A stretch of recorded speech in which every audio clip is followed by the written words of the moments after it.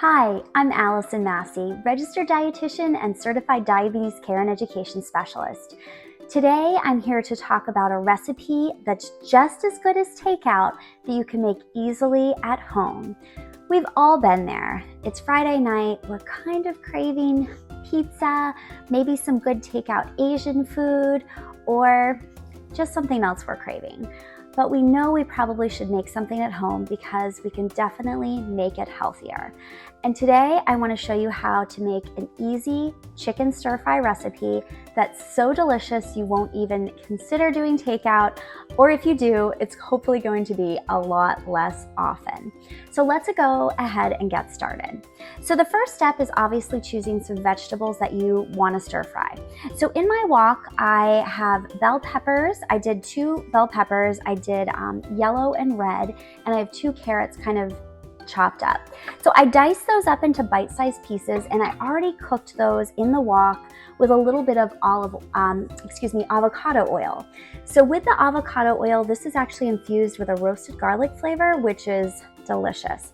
I like to use avocado oil because it does have a higher smoke point, so it's perfect for this type of recipe where I was cooking the vegetables on very high heat but quickly.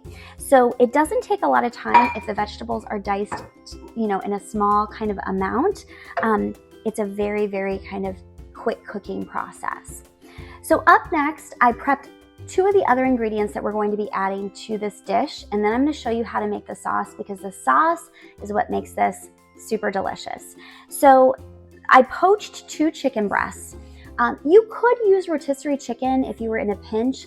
Poaching, however, ensures that the chicken is moist for this recipe and also very low fat. So it's a nice kind of heart-healthy way to cook your chicken. So essentially all you do is you take the chicken breast, put it in a pot of boiling water and let it boil for about 15 minutes. Then I took 2 forks and I shredded it. That's all there is to it. So very, very simple. So the vegetables, between cutting those up and then cooking them, that was maybe 10 minutes. And while I was doing that, the chicken was poaching. Next are my noodles. So I decided, because this is kind of an Asian-inspired dish, to use rice noodles.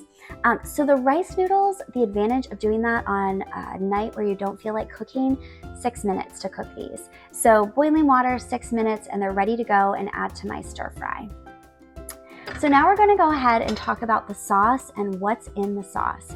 So the sauce is very simple. You just need a few kind of pantry staples to throw it together, and you're going to want to make this over and over again, especially if you like sauces with a little bit of peanut flavor. So in this particular sauce, you need a low sodium soy sauce. And this is the advantage of making a sauce from scratch, is you can adjust it to your taste preferences and also adjust the sodium content. So it's 4 tablespoons of a low sodium soy sauce, and then 2 tablespoons of crunchy peanut butter. I use crunchy. You could use a smooth or creamy peanut butter if that's what you had at home, preferably an all-natural peanut butter without any palm oil or hydrogenated oils in it. So this is a 3 ingredient peanut butter. It's Crazy Richard's, which is one of my favorite all-natural brands of peanut butter. I like their creamy and their crunchy versions. So I added 2 tablespoons of the peanut butter to this low sodium soy sauce. I added 2 tablespoons of rice vinegar, 2 tablespoons of the avocado oil, and then you need to kind of balance out some of the heat that I'm going to add to this with a little sweetness. You could leave this out, but I do think it kind of helps balance the flavor profile, and it's a little bit of that kind of salty sweet balance. I use maple syrup. It's about a tablespoon of maple syrup. You could sub out and use another sweetener if you wanted. You could also use about half of the amount if you felt like you were not needing that full tablespoon for the whole recipe. Now remember, this recipe is going to make about 6 servings, so you're not going to get that full tablespoon of maple syrup or sugar in your 1 serving of food. The last kind of 2 ingredients, I did a teaspoon each, although you could adjust based on your preferences. It was a teaspoon of red pepper flakes and a teaspoon, I use ginger paste. So you could use fresh ginger if you happen to have it at home. I really like keeping these nice refrigerated tubes of fresh herbs and different spices because they're ready to go. You can always use them to make a homemade salad dressing, a sauce, a rub, a marinade, you know, and like we're using it today. So I didn't have any fresh ginger, but I knew I had this in my refrigerator. So let's go ahead and assemble this and I'll show you how to do it. It's very easy. So first things first, I need to kind of whisk up my sauce, and I'm actually going to turn some heat back on to my vegetables, and I'll hold this up so you can see kind of what I'm doing final product wise. So you're just going to kind of whisk your dressing or your sauce up, if you will, and then what we're going to do is heat up our veggies. So I'm doing that right now. So you can kind of hear it, and I'll show you in a minute. So I'm just kind of getting everything going again. So the vegetables are already pretty much cooked through, and I'm just providing a little bit more heat to them so it's kind of ready to serve.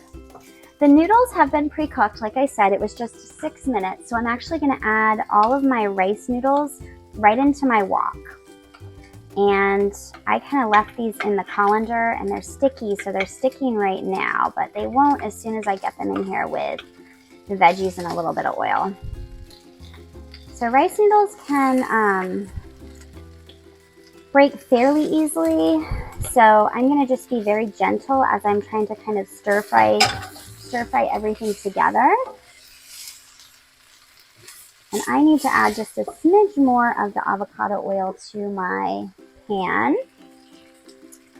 And then that way, it'll kind of help loosen up the noodles as well.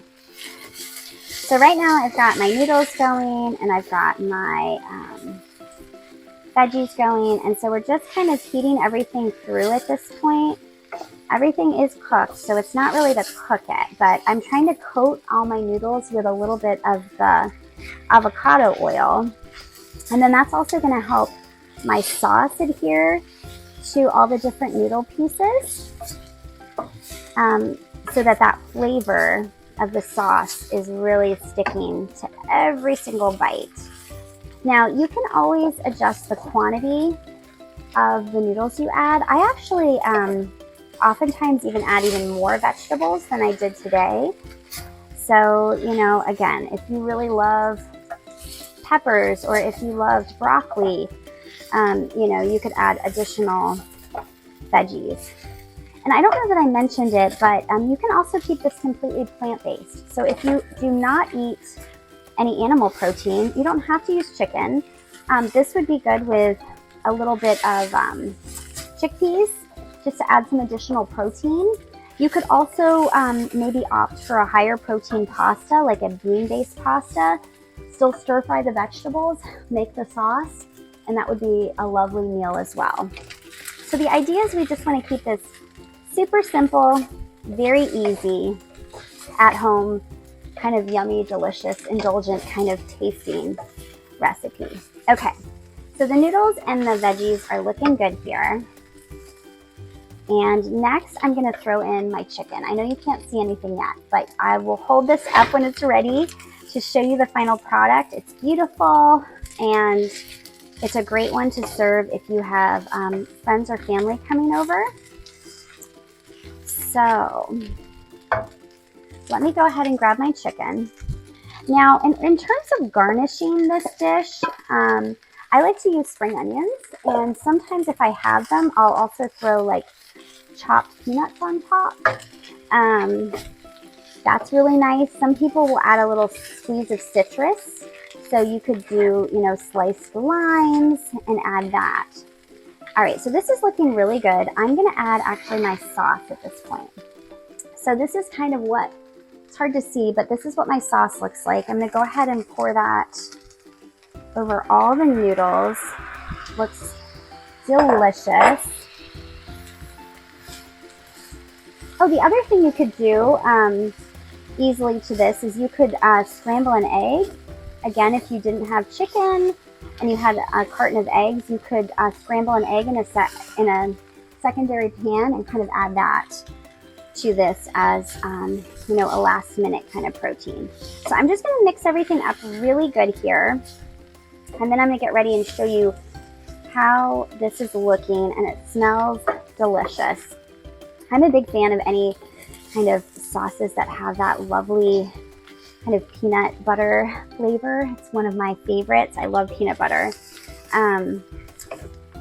So let's see here. So let's go ahead. It just needs a little bit more. Okay, this is looking good. So it's pretty much done. So I'm just gonna add my garnish at this point, and then I'll go ahead and show you. So I'm not doing the chopped peanuts today. I'm just doing the spring onion. So I did like a whole bunch of spring onions for this one. And I'm going to show you the final product. So this is ready to go. So this is a meal that I put together in really less than 30 minutes, and it is delicious. So this is the finished stir-fry dish. This is what it looks like. Stir-fried chicken noodles with a delicious homemade kind of peanutty sauce with a low sodium soy sauce mixed as one of the main components. So it's definitely lower sodium than anything you would get ordering out. The chicken was prepared in a way that's very heart healthy because it was poached, and you can portion this out. So again, if you're trying to kind of regulate your blood sugar, I would suggest keeping your portion on the smaller side, around a cup, and then having a really beautiful side salad with it, or a cucumber salad, something that you feel pairs well with this. You could also do an extra side of veggies, like something like sauteed broccoli or steamed broccoli would be really, really good. So hopefully that inspires you to get in the kitchen and start making some of those comfort foods on your own, where you can control the ingredients and better adjust the portions to meet your health needs. Until next time, this is Allison.